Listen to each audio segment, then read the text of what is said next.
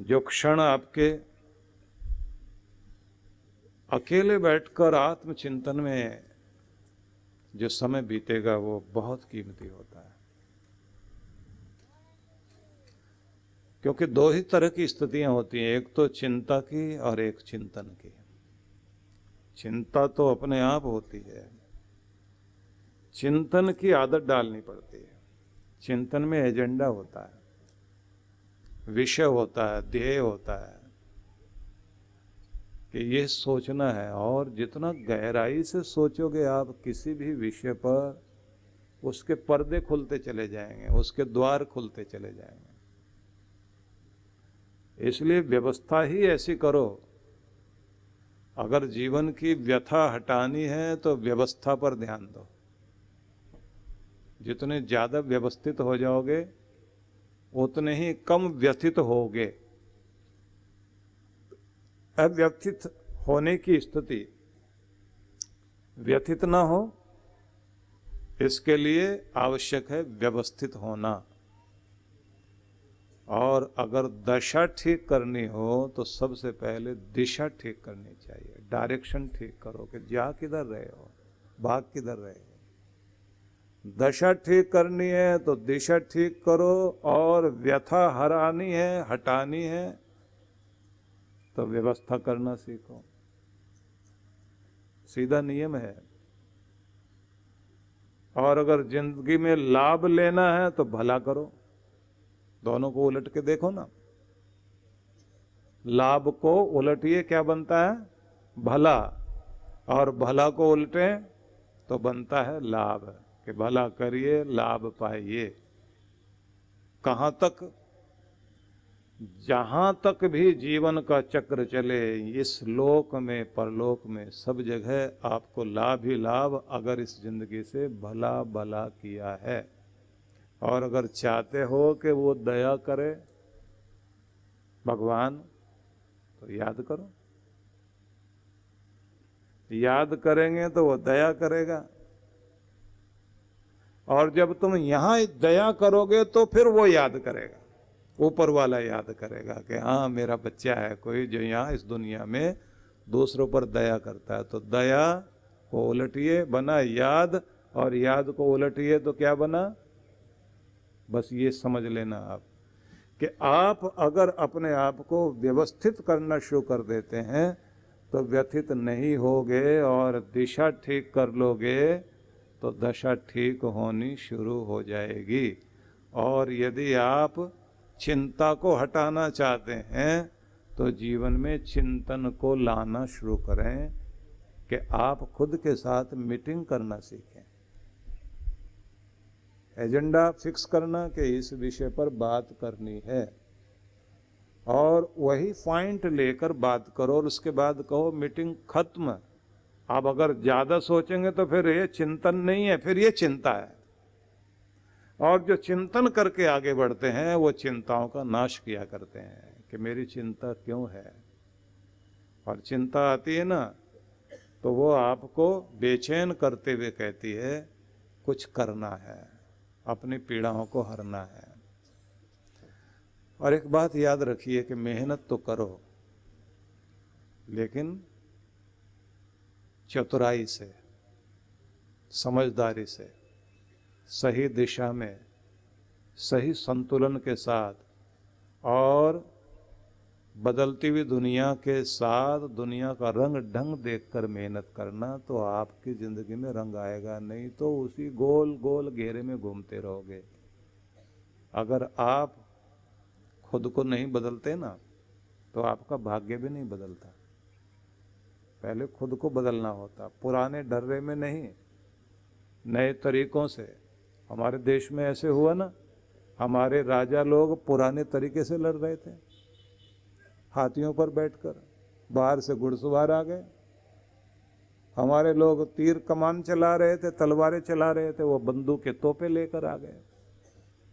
नई टेक्नोलॉजी भी चाहिए ना, नई तकनीक भी चाहिए, नई बुद्धिमत्ता चाहिए। बदलते हुए जमाने के साथ नए संसाधन, बुद्धिमत्ता, होशियारी, और उसी के साथ कर्म करिए तो भाग्य बदलेगा ना। जब दिमाग बदलता है तो भाग्य भी बदलता है। पहले अंदर बदलो ना। सीखने को तैयार रहोगे, जिंदगी बदलेगी। तो आइए प्रवेश करें आज के गीता ज्ञान में, क्योंकि यहाँ भगवत वाणी सुनने के लिए आप लोग बैठे हुए हैं। और हमारे देश को सौभाग्य प्राप्त है कि राजा कुरु की भूमि, उनका जो कुरु का खेत था, जिसे कुरुक्षेत्र बोलते हैं, राजा कुरु हुए ना भरतवंशियों में।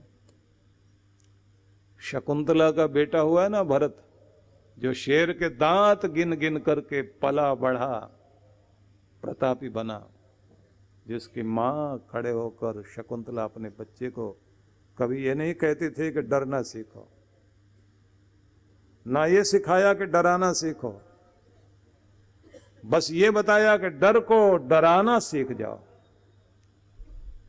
और अगर क्षत्रिय की तलवार भी उठे तो अन्याय का नाश करने के लिए उठे।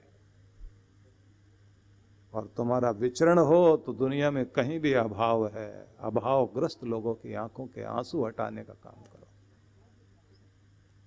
और तुम्हारे वचन अकर्मण्य लोगों के अंदर कर्मण्यता पैदा कर दे, क्योंकि आलस्य को बर्दाश्त नहीं करना। उस शकुंतला का बेटा भरत, और भरत के नाम पर भारत, और भरत के नाम पर भरतवंशी, और शताब्दियों के बाद एक प्रतापी राजा हुआ कुरु, और कुरु के ही पुत्र कहलाए कौरव। और कुरु का खेत, कुरु का क्षेत्र वही था कुरुक्षेत्र, धर्म क्षेत्र, जिस भूमि में गीता प्रकट हुई।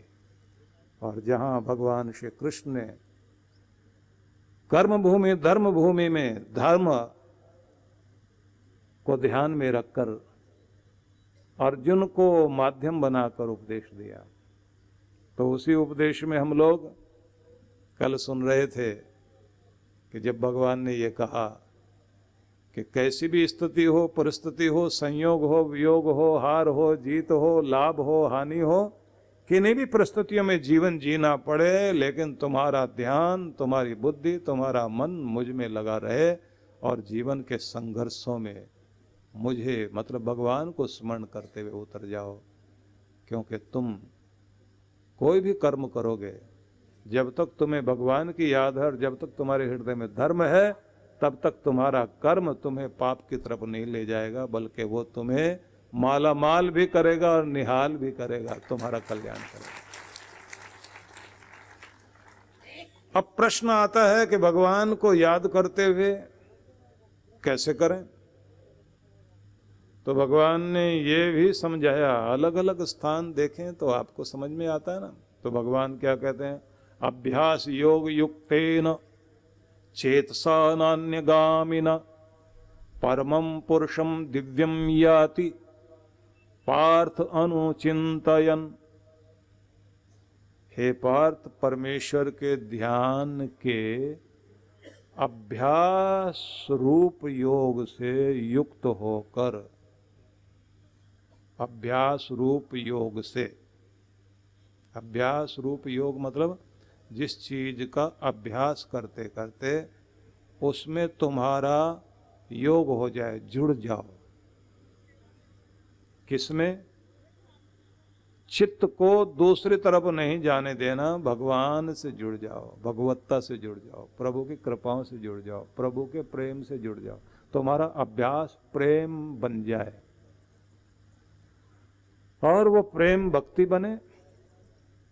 जब किसी भी जीवन में ये योग आता है ना, जो जोड़ता है भगवान से, तब तुम्हारे प्रेम में जुड़ जाए तो प्रेम योग, प्रेम ही योग बन गया, भगवान से मिलाने वाला। कर्म से जुड़ गया तो कर्म योग, कर्म भी भगवान से मिलाने वाला। और तुम्हारी भक्ति से ये जुड़ गया तो भक्ति योग, तब ये भगवान से भक्ति, भगवान से जोड़ने वाली बन जाएगी। नहीं तो झांझ मजीरे बजाते रह जाओगे, जुड़े तो हो ही नहीं, मनोरंजन कर रहे हो। जब आप मनोरंजन छोड़कर मन को भी खो दो भगवान में, बुद्धि को भी भगवान में समर्पित कर दो, अपना ध्यान ही नहीं है, गाते गाते खो जाएं, इतने तल्लीन हो जाएं कि अपनी तो होश ही नहीं है। कहाँ है कहाँ नहीं है। आपका झांझ मंजीरा सब नीचे गिर जाए, आपकी माला नीचे छूट जाए और आपका ध्यान भगवान में ऐसा खो जाए कि खुद की होश ही नहीं है, ऐसे मिल जाइए अपने प्यारे के साथ कि जब आप भजन करते हैं, आपका भजन ध्यान बन जाए, भजन भक्ति, भक्ति योग बने, प्रेम भी योग बन जाए। इसलिए ये योग बन जाएगा तब आप क्या करोगे? कर्म से जुड़ गया योग तो कर्म योग, तो आलस्य को, लापरवाही को और आराम विश्राम को जब आप योग से जोड़ देते हैं तो कर्म बीच में आ जाता है, कर्म योग हो जाता है कि आपका आलस्य नहीं। आपको लगता है कि कहीं शरीर में सुस्ती आ रही, तो इसका मतलब शरीर ठीक नहीं, भोजन ठीक नहीं करते, एक्सरसाइज ठीक नहीं करते। सवेरे उठते ही शरीर के अंदर रक्त संचार चलना चाहिए अच्छी तरह से, क्योंकि 6 घंटे 8 घंटे आप लेटे रहे ना, शरीर आपका सुस्त रहा, तो सवेरे उठते ही दौड़ भाग शुरू करो, कार्डियो एक्सरसाइज, खूब तेज तेज दौड़ना, चलना, तेज तेज चलना। और फिर प्राण भी एक ही लय में चल रहे थे, आप प्राणायाम करें, जोर जोर से श्वासों को चलाएं और सारी नस नाड़ियां आपकी एक ही रिदम में थी, अब उनमें खिंचाव पैदा करो। कभी आपको मौका मिले, आप जंगल की किसी झोंपड़ी में रात बिताने का मौका मिले और सुबह जैसे ही आप देखें कि अब आसमान में लाली आने लगी है, तो उस समय जो पंछी उड़ कर के आकाश की तरफ जाते हैं तो शुरुआत में एकदम उड़ान भर के भागते नहीं हैं, सब उठ के आसमान में ऐसे चक्कर लगा रहे होते हैं, गोल गोल घूम के वहीं आते जाएंगे। वो उनकी एक्सरसाइज चल रही होती है। मछलियों को आप देखिए, तालाब में सुबह लाली आई तो उछलना शुरू कर देंगे, और आपका छोटा सा बच्चा पल्ली में पड़ा पड़ा वो पाँव साइकिलिंग करना शुरू करता है, पाँव ऐसे चलाता है जैसे साइकिल चला रहा है। कौन सिखाता है? कोई पतंजलि वाले तो नहीं सिखाते आके कि बेटा इतना छोटा सा है, चल ये वाला आसन करना है। कौन बताता है उनको? प्रकृति बताती है। बड़े होते ही भूल गए हम लोग। किसी ने कहा काम क्यों करते हो? बोले कमाने के लिए। कमाते क्यों? बोले खाने के लिए। खाते क्यों? बोले जीने के लिए। फिर जीते क्यों? बोले पता ही नहीं है। जी रहे हैं, बस यूं ही जीना है इसलिए जी रहे हैं। जब आपको जीवन किस लिए ये पता लग जाए, बस वहीं से आपकी आध्यात्मिक यात्रा शुरू होती है। वहीं से आपकी यात्रा आध्यात्मिक हो जाती है। अंदर से भी आनंद और बाहर से भी आनंद। आप परमात्मा के इस जगत को आनंद से परिपूर्ण करने लगते हैं। इसलिए जो भी मैंने कहा ना कि चिंता वो करेगा जिसको चिंतन करना नहीं आता, और व्यथित वो रहेगा जिसको व्यवस्थित होना नहीं आता। और जो अस्त व्यस्त और आलस्य ग्रस्त है उसी की जिंदगी तो पस्त है, वही तो तहस नहस है।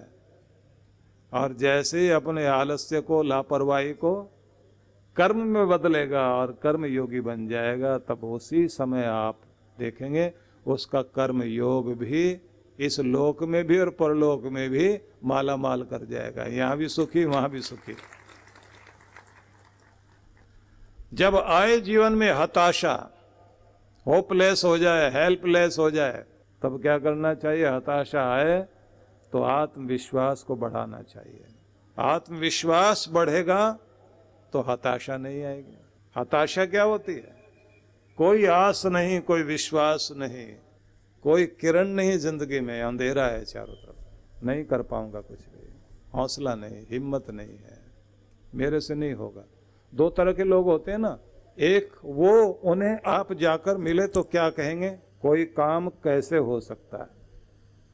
और कुछ वे मिलेंगे आपको, कोई भी काम आप बताओ तो वो एकदम ये कहेंगे ये काम कैसे नहीं हो सकता, उसका तरीका बता देंगे, होगा ही नहीं है। और क्या काम करने लग गए आप लोग, इससे फायदा क्या?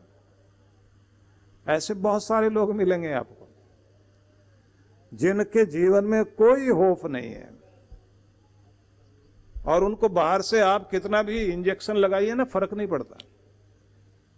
और ऐसे लोग क्या करते हैं, इधर उधर ढूंढेंगे, देखना ग्रह खराब है, देखना घर का वास्तु खराब है, देखना न्यूमरोलॉजी के हिसाब से हमारा कहीं नंबर ही खराब ना हो, नाम में कोई कमी ना हो। अपने नाम की स्पेलिंग गड़बड़ करना शुरू करेंगे, इसमें ये ई ऊ ऐसे कुछ जोड़ लो, और तो ऐसा करके जो है नाम बना लो, शायद इससे कुछ काम चल जाएगा। बहुत तरीके ढूंढेंगे, लेकिन कुछ भी तरीका ढूंढ लीजिए, जब तक अंदर नहीं बदलेगा तब तक बाहर भी बदलने वाला नहीं। जब तक दिमाग ही नहीं बदलेगा तो बाहर कैसे बदल जाएगा? सब कुछ बदलते रहे। ये तो बिल्कुल उसी तरह से है कि धूल चेहरे पर है और आईना साफ करते रहे। भाई आप अपने चेहरे पर पड़ी हुई धूल हटाओ ना, आईने पर कुछ भी करोगे तो क्या फर्क पड़ेगा? वो बूढ़ी माता बहुत बरसों के बाद गांव से, जंगल में रहने वाले लोग होते हैं ना, मेले में गई और वहां शीशे वाले के पास शीशा खरीदती जाए और बोले ये तो तुम्हारा खराब है, इसमें तो शक्ल अच्छी नहीं दिखाई देती। 5 दुकानों पर गई होगी, सारे शीशे उसने बेकार बताए।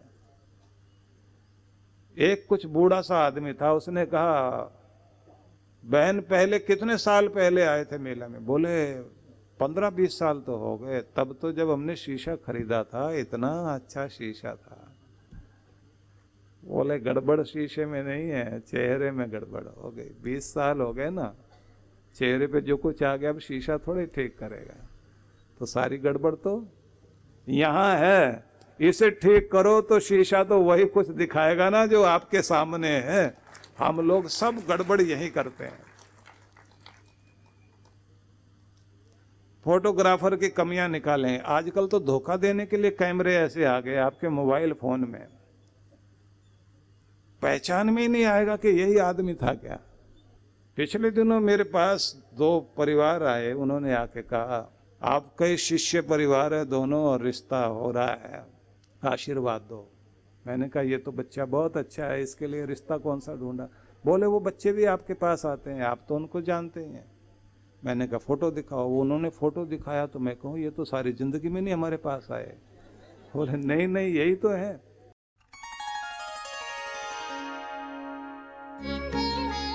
परम पूज्य श्री सुधांशु जी महाराज एवं डॉक्टर अर्चिका दीदी जी के पावन सानिध्य में विश्व जागृति मिशन पिछले कई वर्षों से जनहित को सुख समृद्धि एवं रिद्धि सिद्धि प्राप्त कराने हेतु गणेश लक्ष्मी महायज्ञ का आयोजन करता आ रहा है।